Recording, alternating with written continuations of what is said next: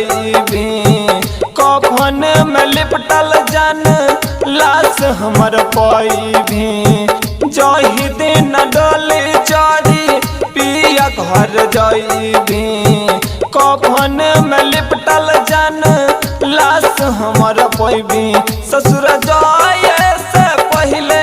ससुर जाए से पहले उपकार कर दिहें हमर जान गे अपना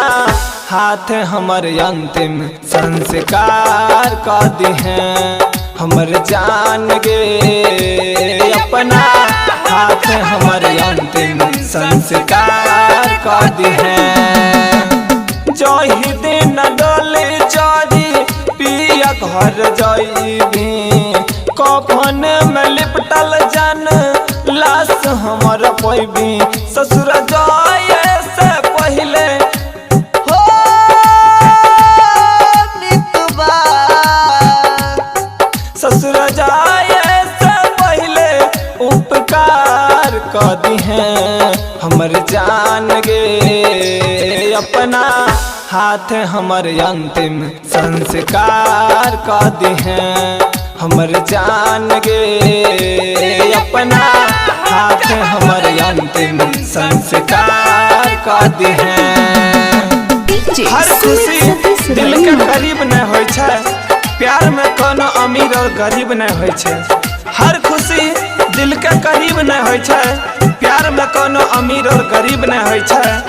केना कहियो तोरा हम बेवफा प्यार तो केकरो नसीब न होय छै music by Riya studio Khagaria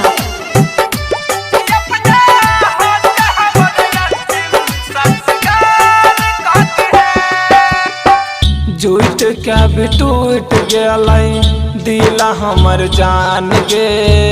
किस्मत में नहीं लिखन रहे भगवान गे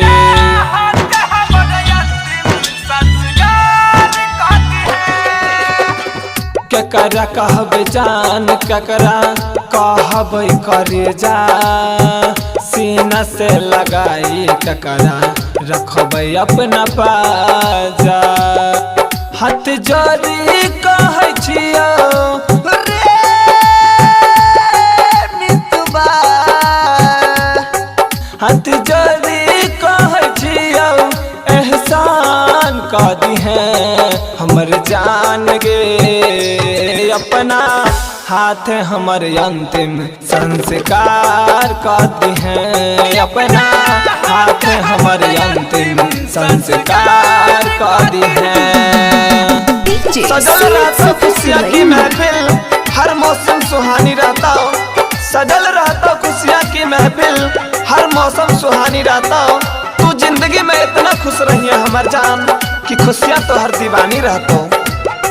music by Riya studio Khagaria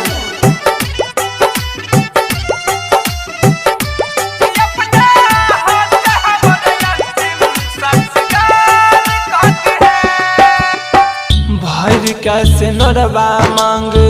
सैया साथ जई हैं जाई के ससुरवा जिंदगी खुशी से बिताई है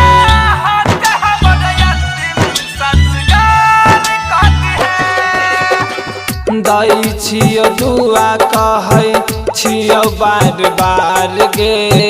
मर के विराम किशोर करते रहत प्यार गे जिंदगी शंकर के साथ गे चल गे जिंदगी शंकर के साथ सवार ली है हमर जान गे अपना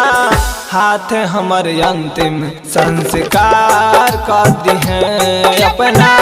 हाथ हमर अंतिम संस्कार कर दिहें जही दिन डोली चढ़ी पिया घर जइबी कफन में लिपटल जान लाश हमर पैभी ससुर जाए से पहले हो नितबा ससुर जाए से पहले उपकार कर दिहें